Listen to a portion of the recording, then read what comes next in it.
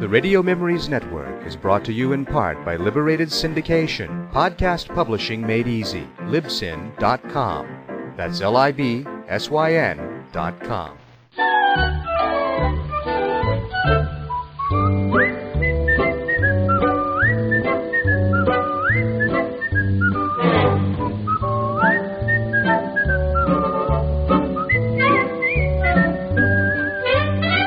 Colgate Dental Cream to clean your breath while you clean your teeth and help stop tooth decay, and Luster Cream Shampoo for soft, glamorous, caressable hair bring you Our Miss Brooks, starring Eve Arden.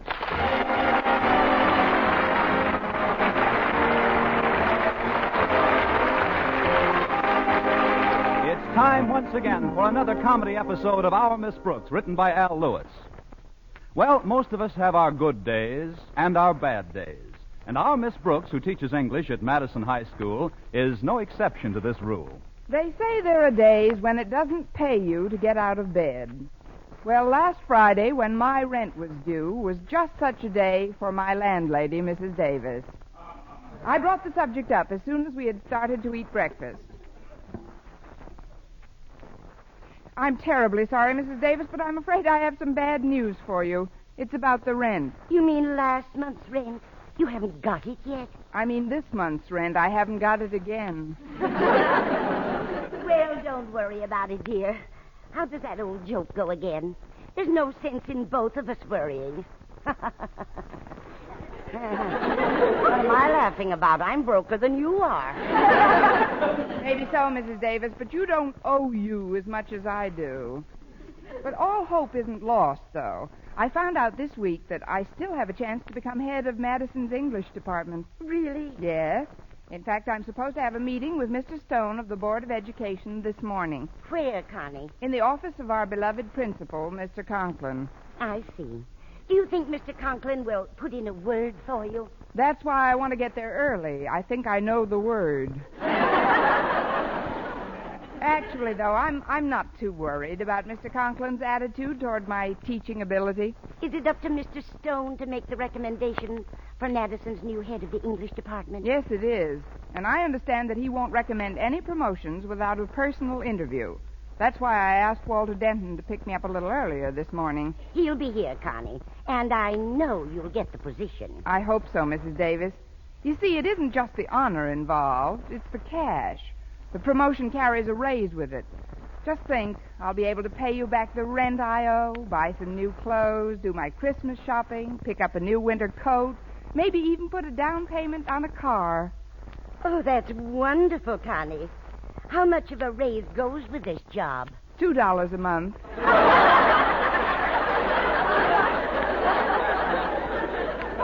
Or maybe it's $2 a week. Come to think of it, I might have to wait a while for the car. Well, I'm very excited for you, Connie. I only wish we could celebrate with a little more luxurious breakfast. Toast and marmalade isn't very gala. Oh, I don't know. And there's not much of that, I'm sorry to say.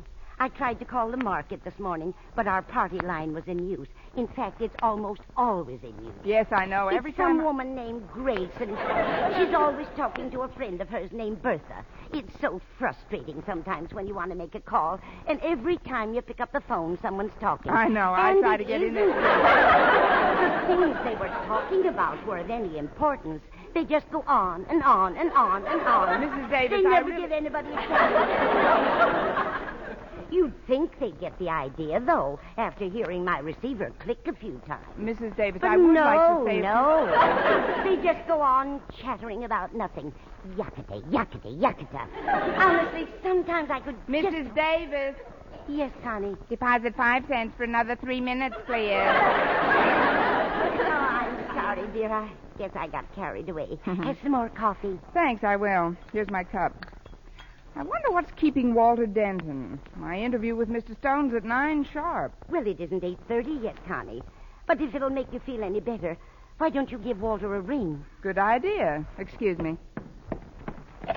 Believe me, Bertha, I'm not petty. But when Elsie pulled that stuff on me about the tickets, I just had to open up my yap and let her have it. It's the party line again. Wouldn't you know it? Just when I have to make a quick call. I'll count 10 and try again. 1, 2, 3, 4, 5, 6, 7, 8, 9, 10. 11, 12, even $15 would be all right. Daddy, she come off with that $20 a couple baloney. Oh, this is awful. Now, take it easy, Connie. I'm sure Walter will get you to school in plenty of time for your appointment. Now, I'm going to wash the dishes, dear. Why don't you put your hat and coat on and be all ready to leave? All right, Mrs. Davis, but first I'm going to try this phone once more. So I told her, Bertha, listen, Elsie, I said, it isn't like us and I don't want to do our full share, I said. We know this is a benefit performance and that it's a good cause. But we weren't born yesterday, I told her. 1, 2, 3, 4.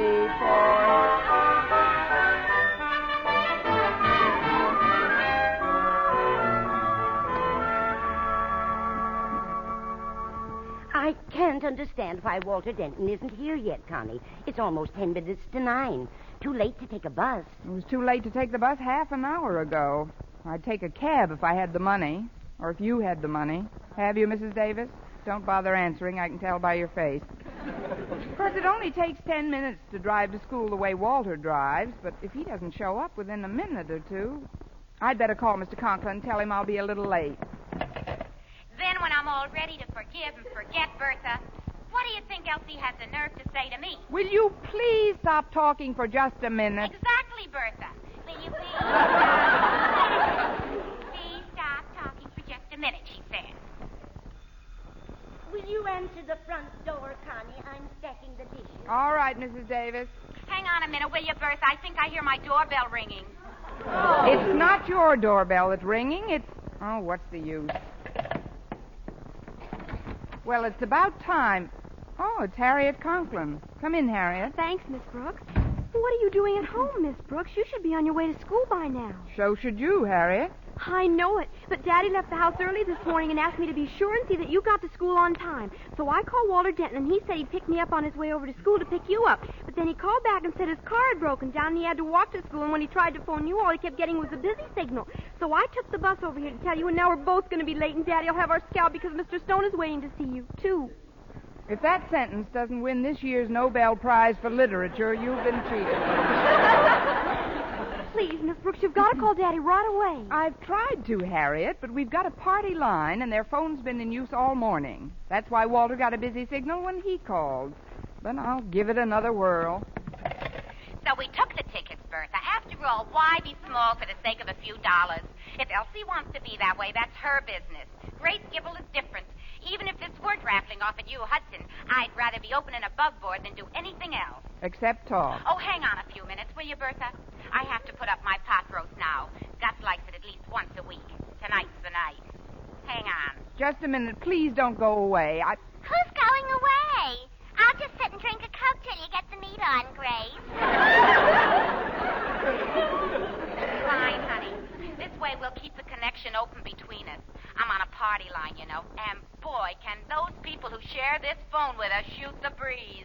I'll just be a jiff, dear. Okay, girl. Oh, say, before you go, I'll give you a little tip.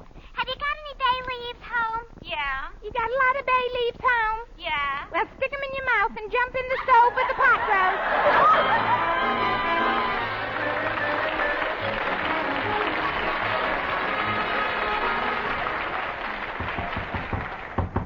Come in. It's me, Mr. Conklin, Miss Brooks. Well, nice of you to drop in on us, Miss Brooks. Just happened to be in the neighborhood, did you? I know I'm late, Mr. Conklin, You but had a 9 o'clock appointment in this office with Mr. Stone. Do you know what time it is now, Miss Brooks? After 9:30? Yes, it is after 9:30. It's 10:40! Please, Mr. Conklin, I can explain if you'll just let me. It's too late for explanations. Mr. Stone has left. But he'll be back, won't he? He hasn't decided on anyone else. Fortunately for you, Miss Brooks, Mr. Stone happens to be an extremely fair-minded individual. He's leaving for the state capitol at 7 o'clock this evening, but has promised to call you on the phone between 6 and 6:30. On the phone? Yes. Confidentially, Miss Brooks, in spite of the steady stream of irritants with which you pepper my otherwise prosaic life, My integrity forced me to recommend you rather highly for this position. Oh, thank you, Mr. Conklin. Now, the important thing to Mr. Stone is the availability and cooperative spirit of the person he chooses. That is, if you're going to be head of a department, you'll probably want to know how accessible you can make yourself to the other teachers. He ought to talk to Mr. Boynton. It's very nice of you to tell me all this, Mr. Conklin, but if my getting this job depends on Mr. Stone reaching me on the phone tonight, I'm afraid I'm still out of the running. What do you mean? I'm on a party line that won't quit. They're constantly using the phone. He'll never get through to me. Then have your party line changed. Call the telephone company and tell them you want a different party line. What a wonderful suggestion, Mr. Conklin. I'll do it right after my last morning class. I'll call the phone company and ask for a new party line and a long cord. A long cord? What for? That's so if they don't give me the new party line, I can hang Grace and Bertha.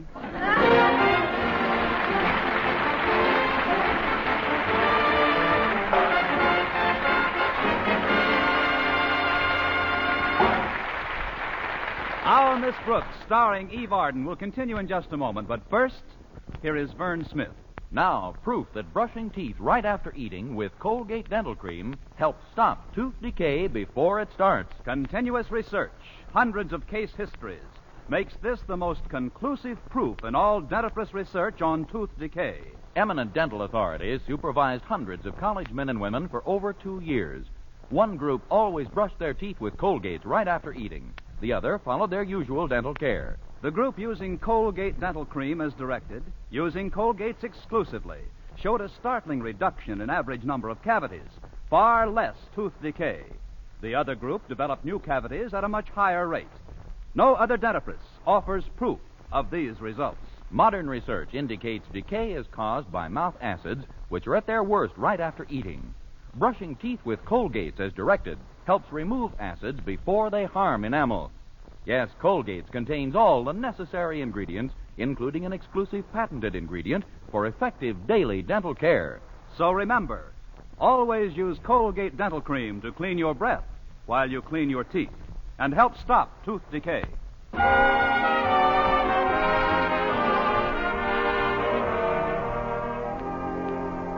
Well, when lunchtime rolled around, I called the telephone company and was quite chagrined to learn that they couldn't possibly change my party line by the same evening.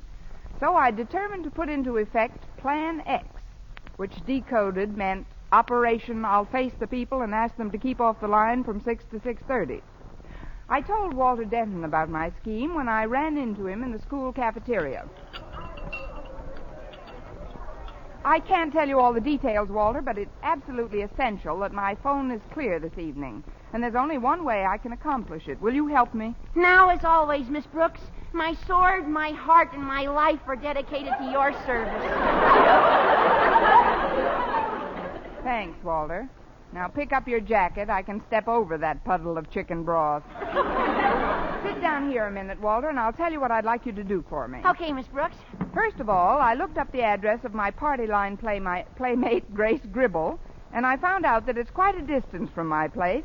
Hence, I'd appreciate a lift. Well, I'd be happy to supply the lift, Miss Brooks, but alas, my chariot is at present reposing in durance vile. Endurance vile? I loused up the carburetor. The car's being repaired, Miss Brooks, and that's why I couldn't get you this morning. I hope you've forgiven me for that unseeming lapse. What did you have for lunch today? A Shakespeare burger? Look, Walter, what's wrong with the car? Oh, I broke a little wire that's attached to the carburetor. Well, it shouldn't take too long to have another wire put in.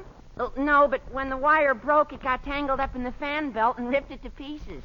And then all you need is a new wire and a fan belt. Not exactly. You see, when the fan belt hit the fan, it flew out of its socket. Then you need a new fan, too.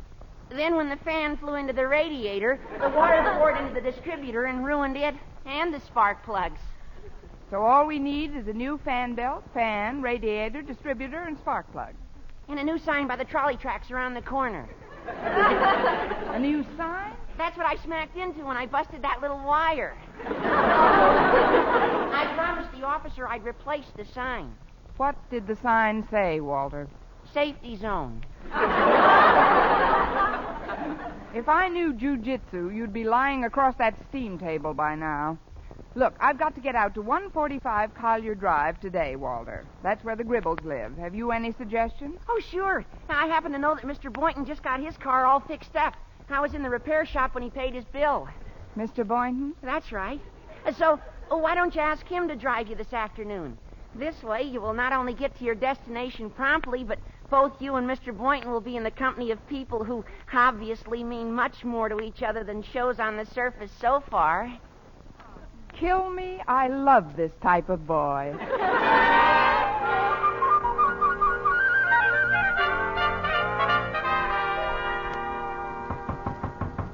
Come in. Well, it's Miss Brooks. Come in. Thanks, Mr. Boynton. I'm glad I caught you before you left for the day. Oh, I was just tidying up the lab a bit. I've had quite a job cleaning my Bunsen burner. Oh, dirty flame?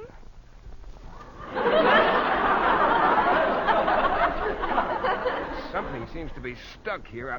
There, it's out. Now, what can I do for you, Miss Brooks? You can drive me out to Collier Avenue, Mr. Boynton, if you've got the time. You see, I'm expecting an important call from Mr. Stone around 6 this evening, and I've got to talk to the people who share the party line on my telephone. Oh, do you know them, Miss Brooks? Not personally, but they use the phone almost incessantly, and Mr. Stone wants to talk to me about my qualifications to head the English department. I just want to ask them to leave it free between 6 and 6:30. Oh, I see. Well, I'd certainly like to help you out, Miss Brooks, but frankly, I'm on a budget.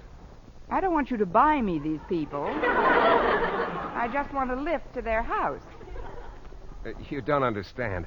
Collier Avenue is quite a way out, and I've had to limit my gas consumption. As I told you last night on the phone, if we go for a ride tonight through the park, I won't be able to use the car again until Monday. But this is very important, Mr. Boynton. So is self-discipline, Miss Brooks. It isn't just the money involved.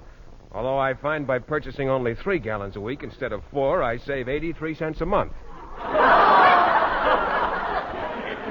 Which,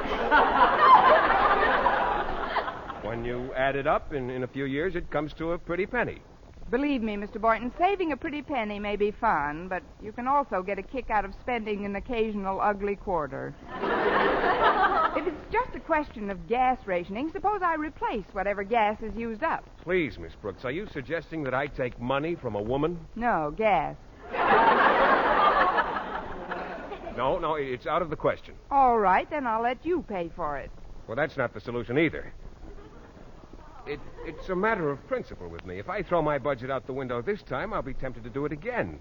A thing like that can become habit-forming. Don't you see, Miss Brooks, spending money is a disease. Well, don't make out your will yet. You'll never catch it. Gee, Miss Brooks, you make me feel as if you think I'm cheap. Oh, not at all, Mr. Boynton. You're a very ready man with a budget. But don't worry about it. I'll get out there some way. I've still got my good right thumb and a pair of uncomfortable old shoes on my aching feet. Miss Brooks. Yes, Mr. Boynton? I've just been stalling. I'm flat broke. Welcome aboard. You see, the truth of the matter is I spent my last $6 getting the car repaired, and I just haven't enough money to put any gas in this afternoon. But I'll tell you what, I'll borrow a couple of dollars from one of the other teachers. Now, don't you worry. I'll get you out there some way. If I've said it once, I've heard it 1,000 times. There's no sense in both of us worrying.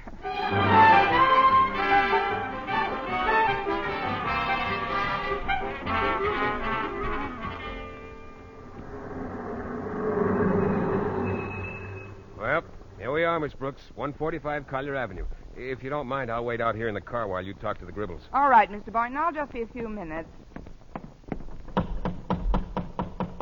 Yeah, come on.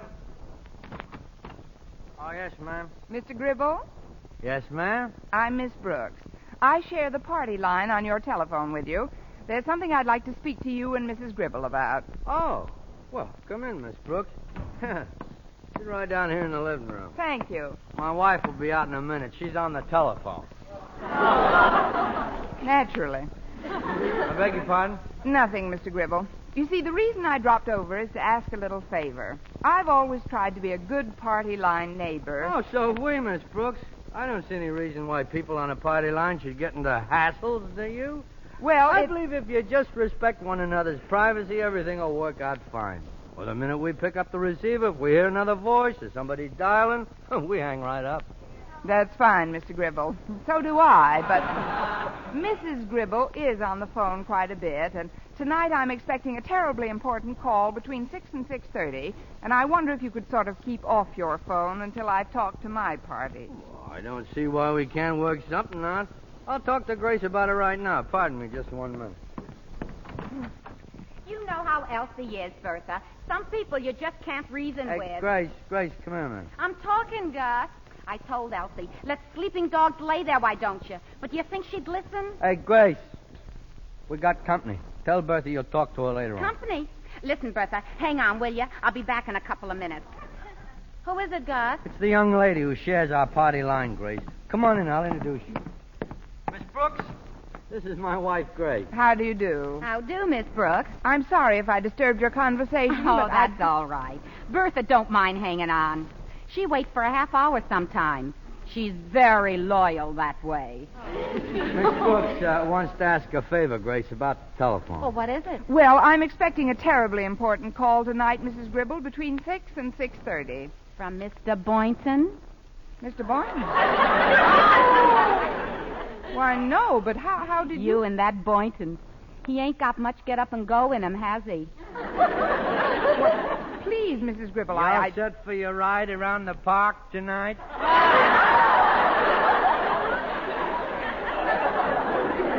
The park?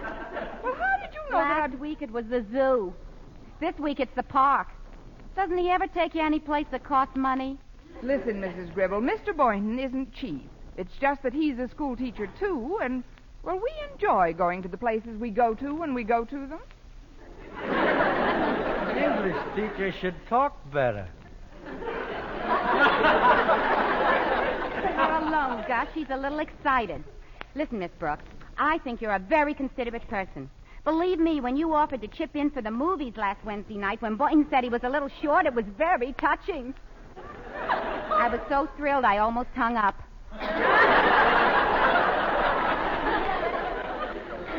And I thought I was living alone. Hey, that reminds me, how's Mrs. Davis? Mrs. Davis? That's some doctor she has. When she called him up with that sore throat last Monday, it didn't take 20 minutes and he was phoning his exchange from your place. I haven't seen Mrs. Davis since this morning, Mrs. Gribble. Tell me, how is she feeling today? Oh, she's 100% better. Good. Now, about the phone, I would like to ask you... the phone. Oh, I better get back to Bertha. I want to tell her how good my pot roast turned out. She was kidding me about it this morning. Stick the bay leaves in my mouth, she says. Drop it again, Miss Brooks. But, Mrs. Gribble, about tonight... Mr. Gribble, I've just got to have a clear line on my phone this evening. Well, let's be honest, Miss Brooks. If you want a clear line on your phone ever, you better get another party to share it with. But I tried, Mr. Gribble. The phone company said they can't do anything about it right now. You didn't speak to the right people. My brother Bill works for the phone company. Bill Gribble. Yeah, talk to him. Tell him I sent you, and you'll get a new party line in a minute. Really, Mr. Gribble? Sure. Why, that's wonderful. But before I go, there's something else I'd like to ask you. Yes, ma'am? If you have a brother working at the telephone company, why can't you wangle yourself a private line? Well, confidentially, we like it better this way.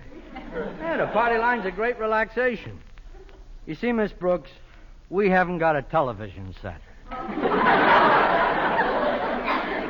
Mr. Gribble, you said you believe in respecting people's privacy. I do. Did you ever hear me join one of your personal conversations?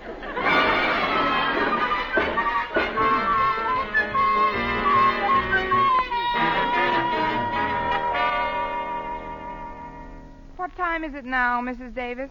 7:15, Connie. I can't understand why Mr. Stone didn't call. Did the phone company change your party line? Yes, from Madison 4587 to Madison 6319. Without Grace Gribble, it couldn't possibly have been busy from 6 to 6:30 inclusive. Maybe Mr. Conklin heard from Mr. Stone. I'll give him a ring. So I looked out the window, and there was this Mr. Boynton in the car. Bertha, he's a dream. Mrs. Gribble, what are you doing on this line? Oh, hello, Miss Brooks. The phone company told me I'd be sharing the line with a new number, Madison 6319. Madison 6319? Well, isn't that nice? That's Bertha's number. Oh, Grace. This is just dandy. What's dandy, Connie? Instead of having Grace, who's always talking to Bertha, I now have Bertha, who's always talking to Grace.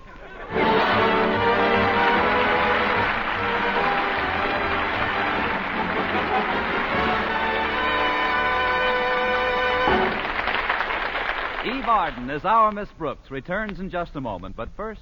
Dream girl, beautiful luster cream girl. Tonight, yes, tonight, show him how much lovelier your hair can look after a Luster Cream shampoo. Luster Cream, world's finest shampoo.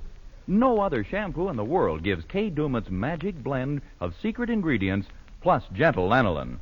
Not a soap, not a liquid. Luster Cream shampoo leaves hair 3 ways lovelier. Fragrantly clean, free of loose dandruff, glistening with sheen, soft, manageable. Even in hardest water, Luster Cream lathers instantly. No special rinse needed after a Luster Cream shampoo. So gentle, Luster Cream is wonderful even for children's hair. Tonight, yes, tonight, try Luster Cream shampoo. Dream girl, beautiful luster cream girl. You owe your crowning glory to a luster cream shampoo. And now, once again, here is our Miss Brooks. Well, I was feeling pretty low about missing Mr. Stone's call, and I told Mr. Boynton as much when he phoned me at 8 o'clock. Now, don't worry about it, Miss Brooks. I'm sure Mr. Stone will be back in town soon, and you can have your interview with him then. Now, suppose you cheer up, and we'll go to a movie. Oh, I don't know. Oh, come on, Miss Brooks. I borrowed enough to show us a real nice time. But I don't really feel like a movie. Please, Miss Brooks. Come on, Miss Brooks, say yes.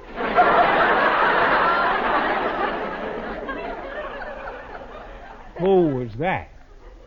That's my party line neighbor, Bertha. Bertha, Mr. Boynton. Mr. Boynton, Bertha. How do you do? Talk more, Mr. Boynton. I'm crazy about your voice. I don't understand. Who is this? This, Mr. Boynton, is Madison 6319. That's right, Mr. Boynton. What's your number? He's a restricted number. We don't give him out. Now, about that movie, Mr. Boynton, on second thought, I'll be happy to go with you. So will I. Please, Bertha, hang up. What movie did you have in mind, Mr. Boynton? Well, any number can play. So why can't I go along? Sorry, Bertha. Any number can play is only on the screen. In the balcony, it's strictly 1 to a customer. Next week, tune into another Our Miss Brooks show brought to you by Luster Cream Shampoo for soft, glamorous, caressable hair and Colgate Dental Cream to clean your breath while you clean your teeth and help stop tooth decay. Our Miss Brooks, starring Eve Arden, is produced by Larry Burns, directed by Al Lewis, with music by Wilbur Hatch. Mr. Boynton is played by Jeff Chandler, Mr. Conklin by Gail Gordon. Others in tonight's cast were Jane Morgan, Dick Crenna, Gloria McMillan, Joseph Kearns, Lucille Meredith, and Sandra Gould.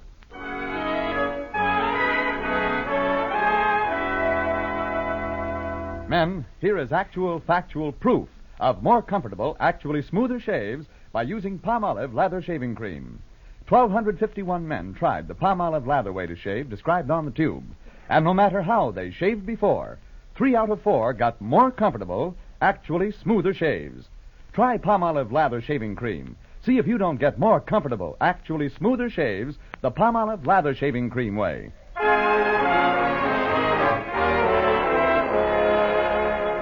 Most of our schools remain understaffed, overcrowded, handicapped by buildings and equipment of inferior quality. And all of these conditions undermine the morale of teachers, teachers in whose keeping rests the future of the rising generations of American citizens.